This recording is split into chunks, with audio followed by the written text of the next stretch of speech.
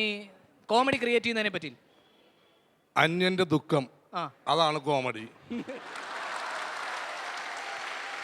കാരണം ഒരു വ്യക്തി സൈക്കിളിന് പോകുന്നു, അവൻ മറിഞ്ഞു വീഴുന്നു, അവനെ ദുഃഖമാണത്. കണ്ടു നിൽക്കുന്ന നമുക്ക് കോമഡിയാണ്. നമ്മൾ ചിരിക്കും, കണ്ടവർ ചിരിക്കും, അവനും ചിരിക്കും. അതാണ് കോമഡി. ദുഃഖത്തെ അദ്ദേഹം മലയാളം ബി എക്കാരനെന്ന് തോന്നല്ലേ? ഒരുപാട് അല്ലേ? ബി അല്ലേ? അതെ, എനിക്ക് മനസ്സിലായി. കാരണം ഞാനും മലയാളം ബി എക്കാരനായിരുന്നു. കാരണം അതിൻ്റെ പേരിൽ അദ്ദേഹം ഒരു മലയാളം ബി എക്കാരനൊക്കെ മനസ്സിലായി. അപ്പോൾ ദുഃഖത്തെക്കുറിച്ച് ഒരുപാട് പറഞ്ഞു അദ്ദേഹം. അപ്പോൾ ഏത് ചിരിയുടെ അടിസ്ഥാനം ദുഃഖം തന്നെയാണ്. എങ്കിലും അതിനെന്തെങ്കിലും പൊടിക്കൈ പൊതുവെ ഉപയോഗിക്കാറുണ്ടോ സലീമേട്ടൻ?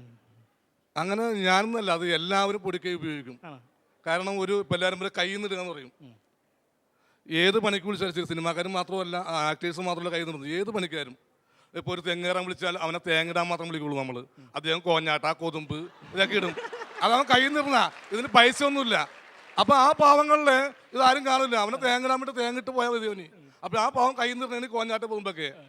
സിനിമാടന്മാർ സ്ക്രിപ്റ്റ് കിട്ടുമ്പോൾ അവനും കൈ നിന്ന് ഇടും. അത് ആളുകൾ ബോധത്തിലുള്ള അദ്ദേഹത്തിന് കൈ നിന്ന് കുറച്ച് സ്ഥാനങ്ങൾ വീണു എന്ന് പറഞ്ഞിട്ട് അത്രേ ഉള്ളൂ.